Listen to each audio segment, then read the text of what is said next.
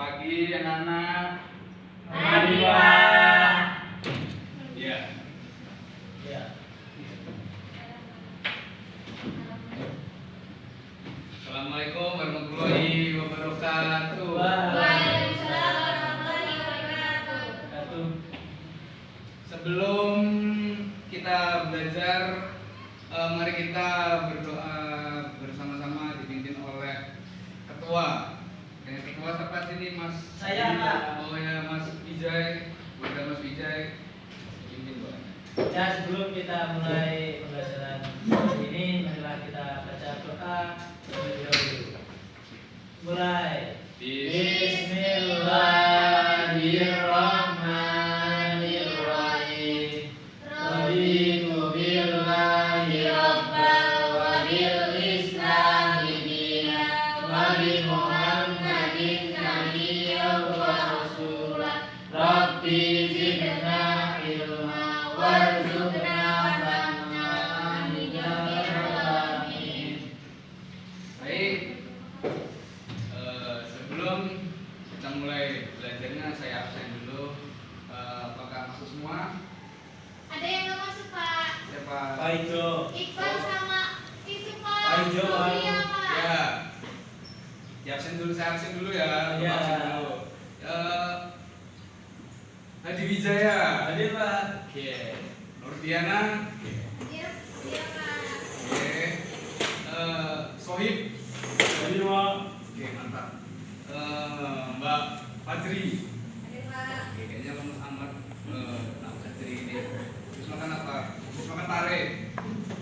Makan kangkung, Pak, tadi ngantuk. Oh iya, kalau Tadi ngantuk. Nenek ngomong kalau habis makan kangkung itu langsung kayak nge-fly gitu ya pikirannya. Oke. Siapa yang mau? Ya tadi makan nasi 5.000. Oke. Pada pagi menjelang siang yang rada panas seperti ini, kita akan membahas. Ada yang tahu Bapak ingin membahas apa pada pagi menjelang siang yang panas ini? Gak tahu, Pak. Poligami, Pak. Ya. Poligami, Pak. Sejarah, Pak. Bukan. Masih SMP belum pantas LGBT. Yang pertama kita akan membahas strategi dakwah Nabi Muhammad Sallallahu Alaihi Wasallam di Madinah. Ya. Perjuangan dakwah. Ya karena mati lampu, jadi saya baca sendiri. Ya. Iya, Pak. Perjuangan dakwah periode Madinah yang dilakukan Rasulullah tidaklah mudah di tempat baru semasa hijrah ini. Tak sedikit fitnah didapati Rasulullah SAW selama menyebarkan agama Islam. Dikutip dari buku Sejarah Kebudayaan Islam, ketidaksukaan Yahudi, kebencian kaum munafik dan permusuhan kaum Quraisy kerap kali menimbulkan perseteruan yang berujung pada peperangan di masyarakat Madinah. Kira persetubuhan, Pak. Oh, enggak. Anak SMP masih kecil Ih, ya. kamu ini masih kecil kok. Masih Baru kecil. itu sih. Boleh. Udah perintah saya, Pak. Pada akhirnya Rasulullah Shallallahu Alaihi Wasallam berhasil menaklukkan Madinah. Aduh, panas sekali ya. Memiliki pengikut yang setia untuk sama-sama menyebut Allah Subhanahu Wa Taala. Begitu strategi dakwah Rasulullah Sallallahu Alaihi Wasallam di Madinah hingga akhir membawa keberhasilan. Ada yang tahu Nabi Muhammad itu hijrah melakukan apa ini strategi dakwah itu apa contohnya? Seperti apa? Dakwah, yang Pak. sampai sekarang? Dakwah. Dakwah. Oh Apa ya. sih, Pak? Ya. Pertanyaannya apa, Pak? Pertanyaannya ada yang tahu nggak apa strategi dakwah Rasulullah sebelum saya jelaskan di Madinah? Terang-terangan sama sembunyi-sembunyi, Pak. Pak. Oh, kalau gak boleh ya?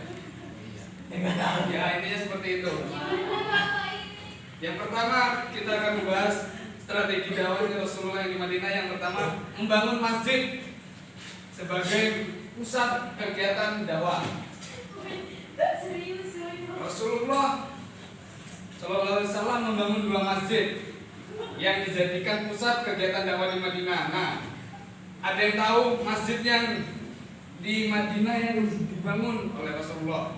Masjid apa aja? Masjidil Haram, Masjidil bukan. Masjidil Aqsa.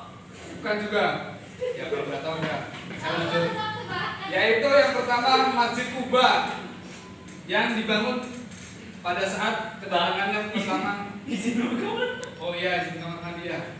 Ini kedatangan pertamanya dan Masjid Nabawi yang kemudian diajak untuk mendidik para sahabatnya dan mengatur pemerintah. Jadi strategi dakwah yang pertama Rasulullah di Madinah itu yang pertama membangun masjid, yang pertama Masjid Kuba dibangun saat kedatangannya pertama kali Nabi Muhammad datang ke Madinah tersebut. Makasih Pak. Ya, makasih juga. Yang kedua Masjid Nabawi, yaitu dibuatan Masjid Nabawi itu dijadikan untuk mendidik para sahabatnya dan mengatur pemerintahan. Jadi kayak buat pusat, kayak istilahnya kayak Kayak kantor gitu ya? ya kayak kantor, kayak PSG gitulah. PSG. Ya, gedung serbaguna gitu. Oh iya Pak. Seperti itu. Yang kedua melakukan perjanjian dengan kaum Yahudi Madinah. Ada yang tahu perjanjian yang dimaksud perjanjian apa di sini? Hudaybiyah. Ya, bukan. Yang itu yang dimaksud dengan selama dakwah di Madinah, Rasulullah melakukan perjanjian untuk memperkokoh posisi kaum muslimin dari gangguan penduduk asli maupun Yahudi. Perjanjian tersebut kemudian dilahirkan Piagam Madinah. Nah, jadi bukan piagam apa namanya Hudaybiyah, bukan. Piagam Madinah begitu. Kayak agama apa? Piagam Madinah. Ada yang tahu isinya? Isinya Dari 4 perjanjian Pak. Ya, perjanjiannya apa aja? Perjanjian tentang lupa Pak, lupa. Oh, lupa. Ya, sini saya akan jelaskan. Ya, gitu. Di antaranya adalah pembentukan umat. Yang kedua, hak asasi manusia. Yang ketiga, persatuan seagama. Yang keempat, persatuan segenap warga negara. Yang selanjutnya pokoknya golongan minoritas. Yang selanjutnya tugas warga negara. Yang selanjutnya melindungi negara, ya, dan lain-lain. Ya. Itu jadi isi perjanjiannya Pak ya? Ya, itu. Terus kita lanjut ya. Ya, karena azan kita berhenti sejenak. Karena tadi azan kita menghormati. Ya, lanjut. Ini materi keberapa anak-anak? 3. 2 atau 3? 3. 3 per 2. 2. Oh, 32. Ya, benar. Yang ketiga. Ya. Yang ketiga. Ya. Nah, sini saya boleh berdiri apa boleh duduk? Sendiri Pak. Oh, ya udah. Ya. Yang ketiga macam-macam hijrah ya Pak. Bukan. Yang ketiga, kan ini masih strategi gitu. Karena waktunya mepet, jadinya kita dilanjutkan kapan lagi. Yang ketiga, mempersaudarakan kaum Muhajirin dan Ansor. Ya. Rasulullah SAW bersabda juga mempersaudarakan 2 kaum muslimin, yakni kaum Muhajirin dan Ansor. Ada yang tahu yang dimaksud dengan kaum Muhajirin dan Ansor tuh yang biasanya jaga India itu Oh, itu bukan? BP Ansor itu mas. Oh. Itu mas ya. Kita lanjut. Rasulullah SAW menganjurkan untuk kedua kaum tersebut untuk saling memupuk, bukan memupuk tanaman ya, ini memupuk persaudaraan dan melarang adanya sentimen kesukuan. Ya. Hal ini dilakukan untuk memperkuat umat Islam. Jadi tujuan Rasulullah SAW mempersaudarakan kaum Muhajirin dan Ansor itu untuk memperkuat umat Islam, ya, biar apa ya? Contohnya tidak ada namanya ikatan kayak putus silaturahmi ya, Ya, ya. silaturahim gitu. Rahim. Ya, seperti itu. Silaturahmi bukan rahim itu. Oh, sudah terakhir. Ya itu pokoknya.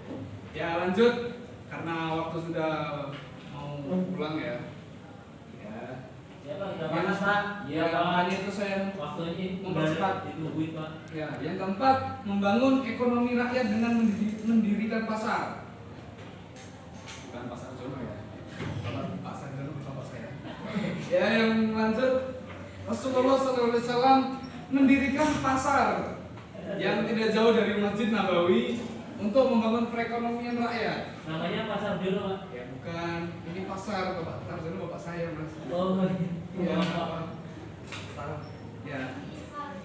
Nah, untuk rakyat sekaligus sebagai sarana dakwah. Jadi Rasulullah itu membangun pasar, tujuannya ya untuk ya belanjanya enak gitu ya. Kalau mama kayak ngomong istilahnya sekarang kayak shopping gitu lah. Oh, iya, Nggak Pak. shopping nggak party katanya kan. Kalau mama jadi enak. Dari Dan sana. ya seperti itu. Dan sekaligus sebagai sarana dakwah.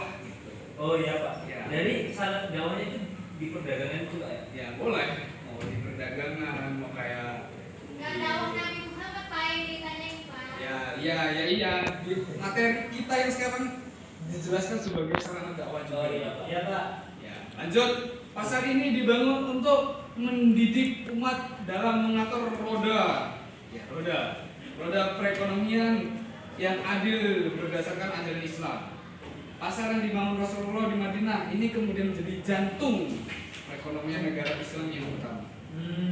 Jadi pasar yang dibangun oleh pertama di Rasulullah yang di Madinah ya pasar ini. Tapi nggak tahu namanya pasarnya pasar apa. Pasar Impres. Pasar Templek mungkin yang namanya. Tapi yang di daerah di ya seperti itu. Pasar malam Pak. Ya. Mungkin sudah cukup dari saya. Mungkin dari ada yang ingin bertanya. Cukup Cukup, Pak. Cukup. Udah panas Pak. Cukup karena cuaca sudah panas yang tidak mendukung. Ya. Mungkin dari ketua kelas dipimpin doa. Ya, sebelum kita mulai teman-teman, marilah kita baca doa terlebih dahulu. 1, 2, 3, mulai. Bismillahirrahmanirrahim. Wal 'asri innal insana lafi khusrin illa alladzina amanu wa 'amilus sholihati wa tawassaw bil haqqi wa tawassaw bis sabr. Ya sebelum saya tutup ya nanti ada tugas ya di rumah dikerjakan di rumah tugasnya merangkum ya, Apa Pak? rangkum materi yang Bapak jelaskan. Oke. Ya cukup sekian dari saya, kurang lebih maaf. Wassalamualaikum warahmatullahi wabarakatuh. Waalaikumsalam. Waalaikumsalam warahmatullahi wabarakatuh. Jangan lupa PR-nya ya. Ya Pak.